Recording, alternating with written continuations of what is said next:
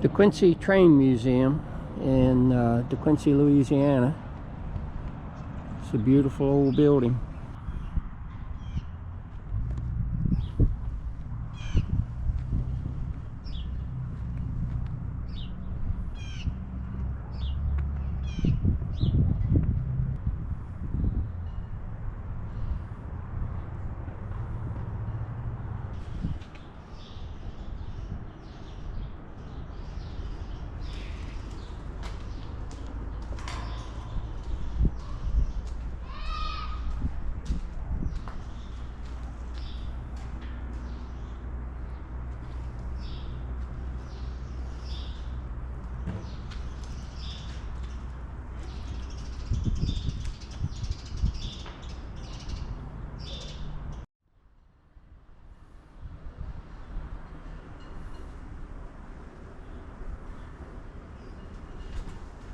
She said I could ring the bell, so let's see if I can ring the bell here without falling over.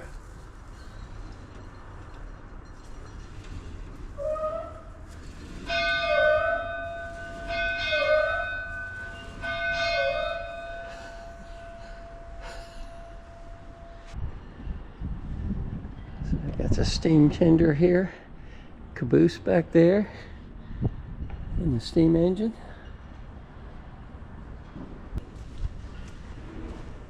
Be fun to have one of those and take it for a ride.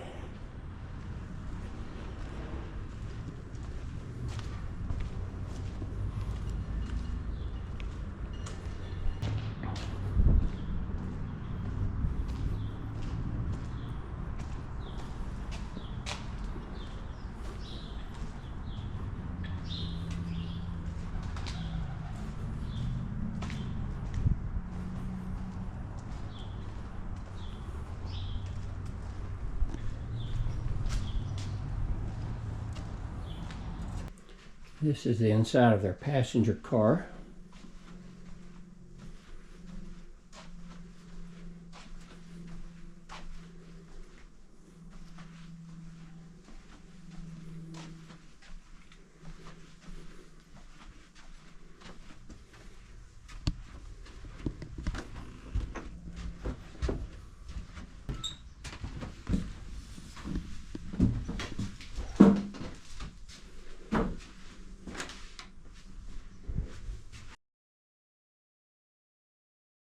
Got a nice stage set up here for having events.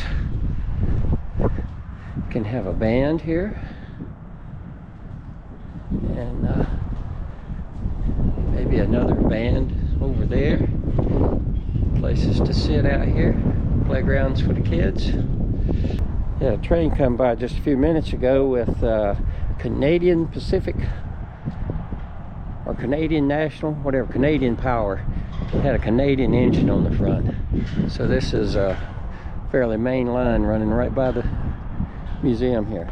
Okay, we have outside exhibits as well as this one. We have a passenger car and we have a steam engine. I'll give you the key and you can go in there if you like. Ring the bell in the steam engine. It's the original bell on the steam engine. And then the passenger car, you can go through there. And this room was the colored waiting room because in 1923, now everything was segregated. So this was the colored waiting room, and we didn't have any of these cabinets or anything in here. These all came, all the cabinets except the middle room there, are from businesses in Dequincy as they updated or closed. They gave us, donated the cabinets to us. These two cabinets came from the drugstore that was on the corner. There's a little mini park there now. And these are our smaller engines over here in this cabinet with lanterns on top and signal lights. And we put the shelves in it. They didn't normally have them that close together, but we needed them for our display. And then on this side we have some more signal lights and railroad plates.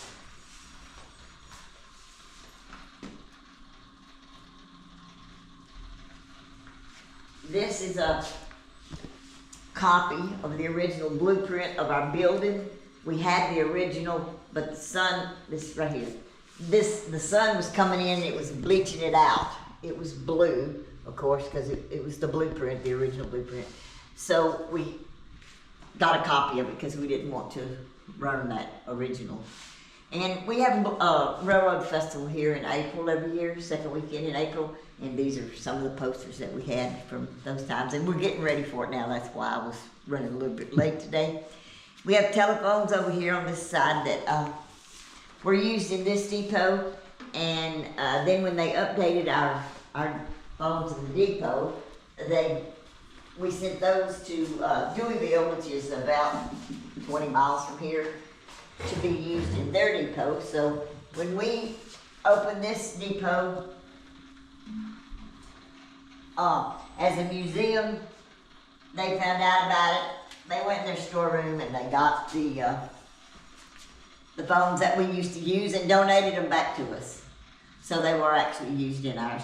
This is just a display of Missouri Pacific and Union Pacific memorabilia, because the big railroad in Dequincy was the Missouri Pacific.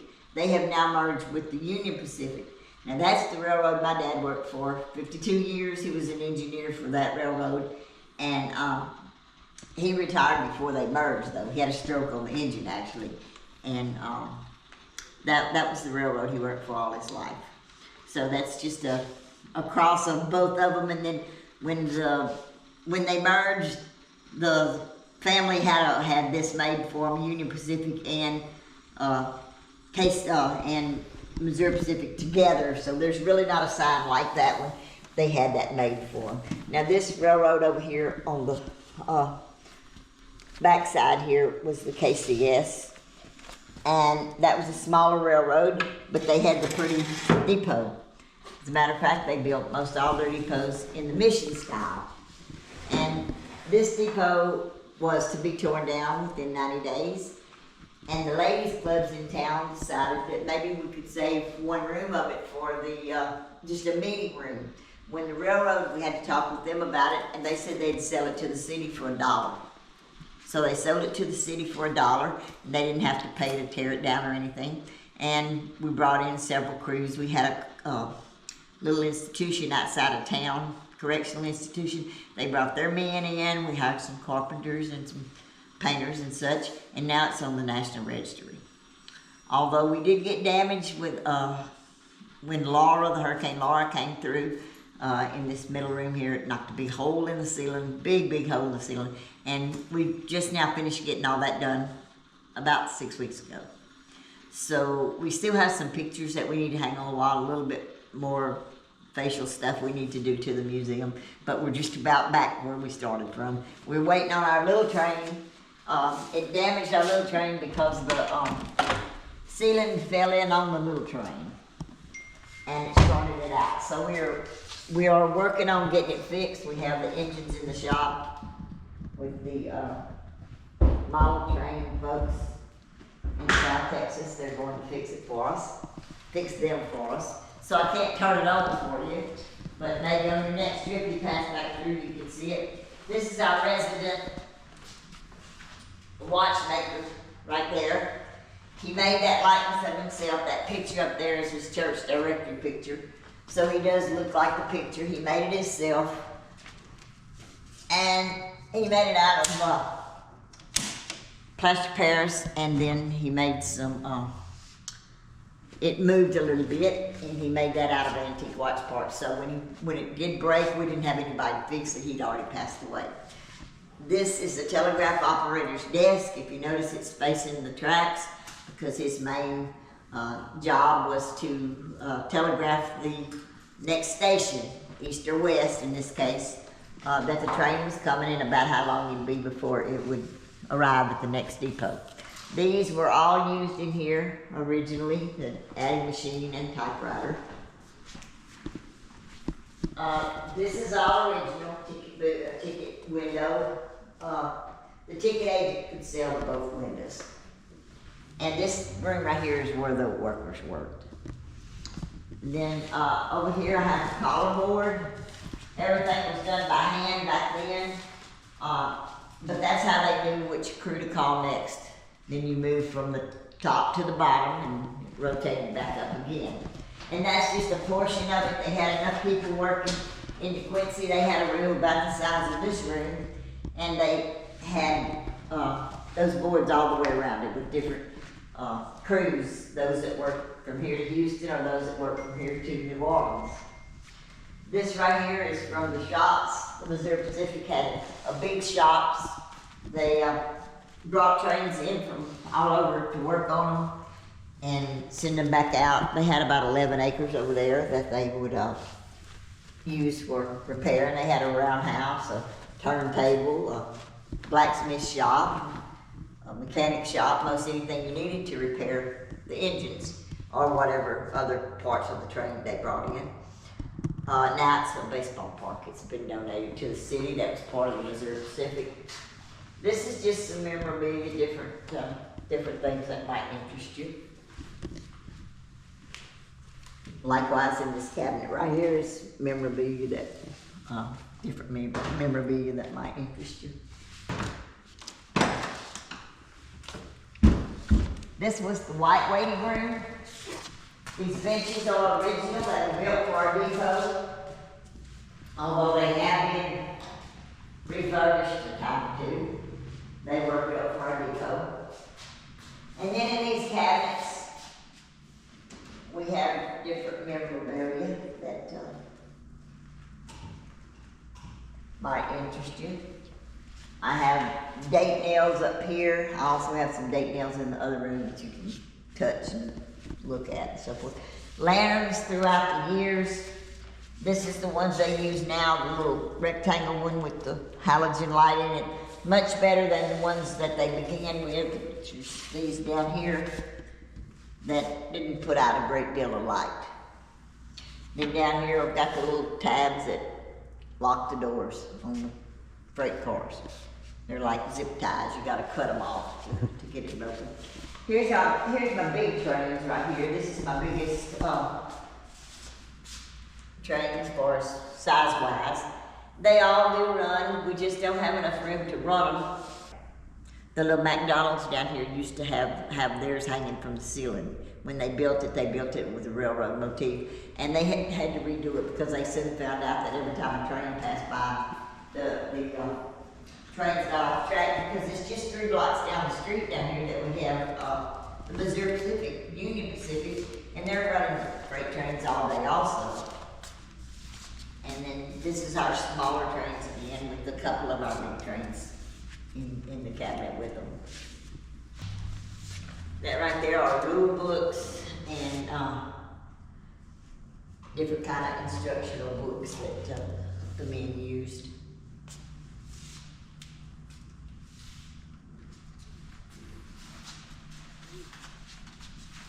That's our resident alligator. We have those around Holly Beach. I don't know, have you ever been down in that area, Holly Beach, Cameron? No. Well, they have lots of alligators around that area. This is all china from the dining car. Each railroad company has their own logo on their dining, on their dinnerware and so forth. This is what the dining car, they would come through, one of the workers there would come through and ring it for different meals, a breakfast and then lunch and then dinner. And of course they used to give you cards and matches and ashtrays and stuff like that. And then I also have pictures of crossing the Mississippi River on a ferry before they started before they built the bridge. Okay. I never really gave that a thought until I started working here.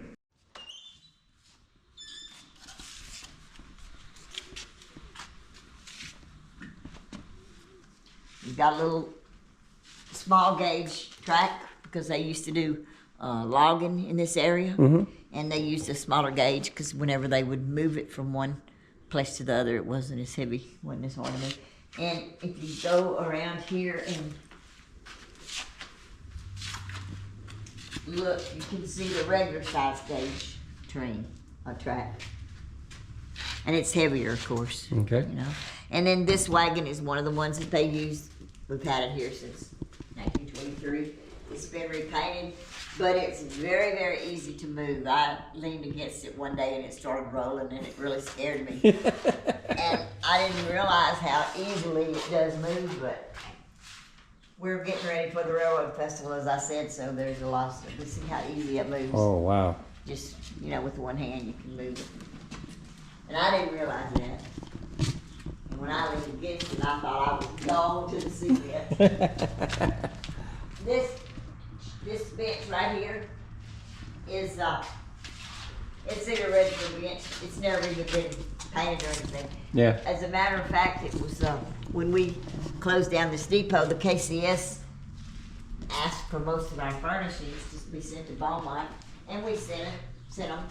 And that was one of the benches. Now, they didn't want the two little benches that are in there, so we kept them, of course. So a lady, when they closed it down 3 years later, a lady from Sulphur, which is 17 miles from here, she bought it for her husband's barbershop and used it in there until, I've been working here 14 years, and I had just started working here.